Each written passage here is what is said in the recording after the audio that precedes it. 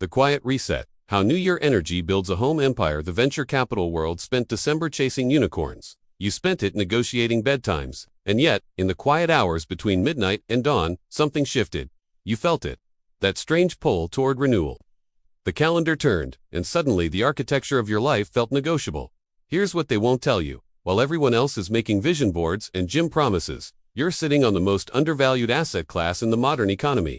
Your home, not as a shelter, as a headquarters, not as a limitation. As a launchpad, the New Year energy that everyone else wastes on performative resolutions. You're about to redirect it into something the market has been systematically underpricing for decades. Domestic sovereignty. Let's establish the frame.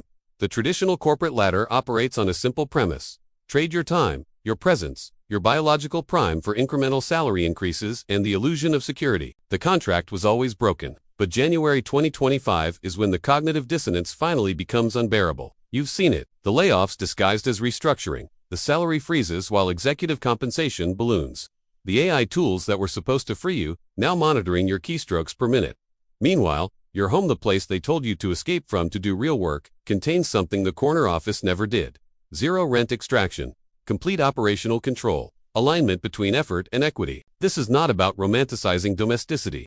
This is about recognizing a structural arbitrage opportunity that most people are too conditioned to see. The New Year reset is not about self-improvement. It's about asset recognition. There's a migration happening. Silent. Invisible to most economic data. Women with elite credentials are leaving institutions, not because they failed, because they did the math. Here's the equation they solved. Corporate path. 40 plus. Hours away from home, plus commute tax, plus wardrobe overhead, plus childcare arbitrage, plus political navigation, plus promotion uncertainty, equals maybe $120,000 and a title you don't own. Sovereign path, 20 to 30 focused hours, plus zero location costs, plus intellectual property you control, plus compounding trust networks, plus schedule sovereignty equals potentially $120,000 plus, and a business you can sell, scale, or pass down. The New Year energy you're feeling. It's not optimism. It's clarity. It's your nervous system, recognizing that the path of least friction is no longer up the ladder, it's through your own front door. But here's where most people stall. They bring the corporate operating system into the home economy. They try to hustle. They create content about doing hard things. They perform exhaustion. Wrong architecture. The home economy requires a different intelligence, one that the traditional business world has spent a century trying to suppress. Soft power, the world calls it intuition. We call it pattern recognition at scale. The world calls it empathy. We call it predictive intelligence. The world calls it patience. We call it long-horizon capital allocation. These are not soft skills. These are the competitive advantages in a world drowning in artificial intelligence and algorithmic decision-making. AI can optimize, it cannot care. AI can analyze sentiment. It cannot feel when a client needs reassurance at 9 p.m. on a Sunday. AI can schedule. It cannot know that your children's rhythm dictates your most creative hours. You have been trained by schools, by corporations, by the entire industrial complex to see these capacities as liabilities, as proof that you're too emotional for serious work. This is the lie that kept you leasing your time instead of building equity. Here's the reframe. Every time you read a room and adjust your approach, that's not people-pleasing. That's dynamic market responsiveness. Every time you hold space for someone's fear before presenting a solution, that's not handholding.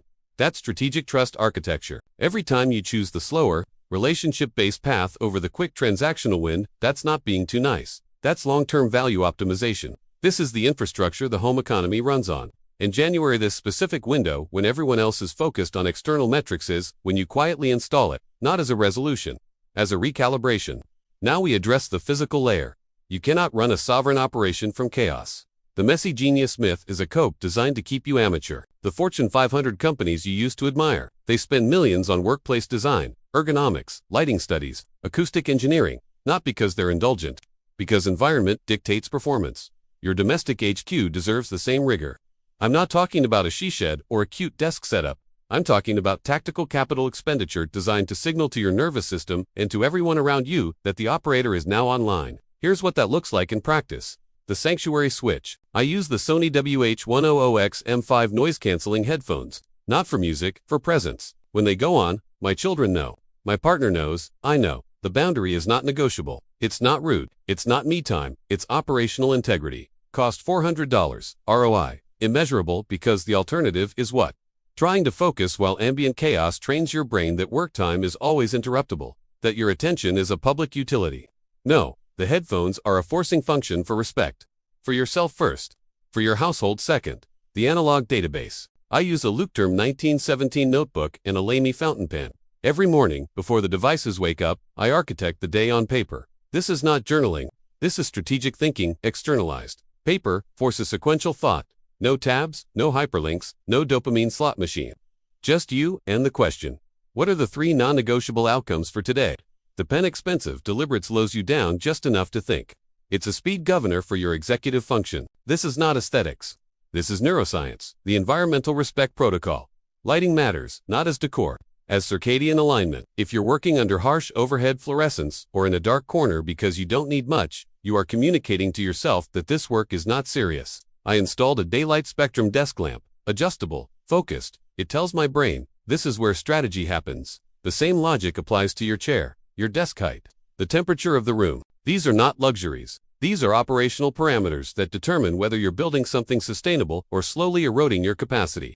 The New Year Reset is the perfect cover for these installations.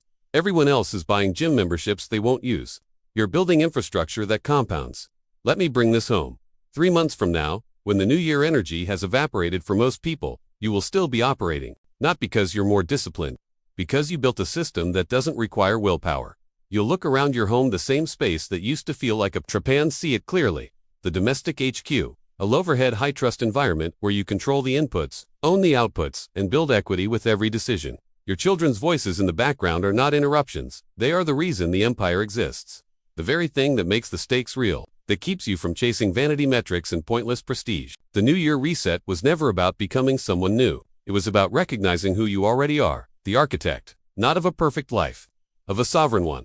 While the world chases productivity hacks and automation, you're building something they can't algorithmically replicate, a business woven into the fabric of an intentional life, a legacy that doesn't require you to abandon the people you love to prove you're serious, a model that whispers instead of shouts and still commands the room. This is not a trend. This is a correction. The economy is finally catching up to what you've known all along. The real power was never in the office. It was always here. Welcome to the Reset. Mandatory disclaimer. This content is for educational and informational purposes only and does not replace consultation or assistance from a professional. Always consult a qualified professional for any questions related to finance, business, or investments.